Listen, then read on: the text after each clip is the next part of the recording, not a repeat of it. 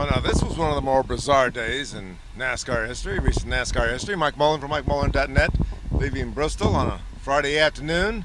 Jerry Logano's on the pole. Kurt Busch is outside, but the story, of course, was Carl Edwards and Brad Keselowski.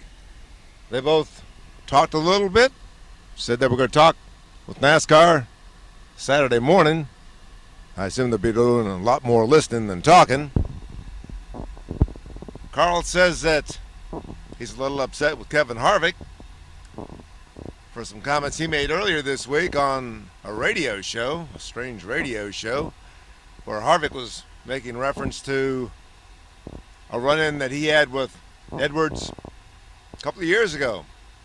In fact, much of the day was spent going over all the altercations that Carl Edwards has had, Matt Kenseth and Tony Stewart and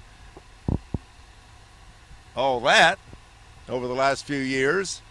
Brad Keselowski's keeping his peace. He wants to see what NASCAR has to say on Saturday at their meeting. And I'm getting a little tired of all this. I don't know. Seems to me like newcomers are supposed to not ruffle feathers. They're supposed to be nice and mild and meek. Hey, Joey Logano did that. He's doing pretty well. Brad Keselowski's a little rougher, I guess, outside.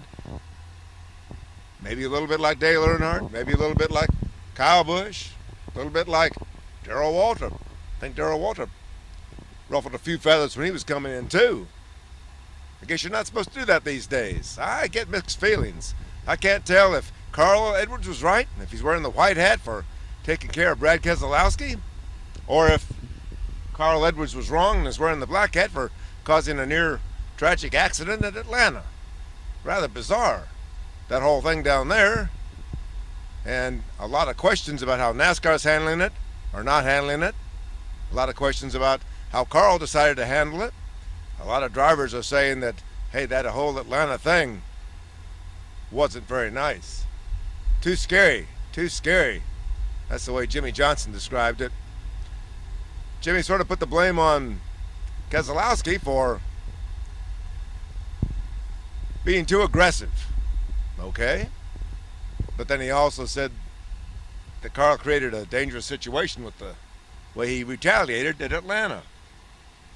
I'm not sure how it's going to play out. I don't know what to expect. I don't know what the limits are.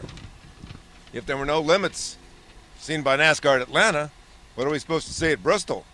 That's one question Brad Keselowski has for NASCAR. It's one question a lot of drivers have for NASCAR. Friday afternoon, great weather, nice track, new tires. Goodyear brought a tire compound that's a little different than last year, based on the Indianapolis compound that's supposed to put down rubber fairly quickly, but it might be wearing a little bit too much. Drivers aren't sure exactly what to expect in terms of how much rubber it's going to put down on this concrete surface. Concrete typically takes a while to rubber in, and there won't be a race Friday night. Saturday, ironically, Carl Edwards, Brad Keselowski go at each other again. I'm not so sure that Carl's on probation on Saturday, maybe just on Sunday. Can those guys rough each other up in Saturday's race and get off scot-free? Kind of hard to tell what kind of game plan NASCAR has right now. Lawyers might want to add a few words too.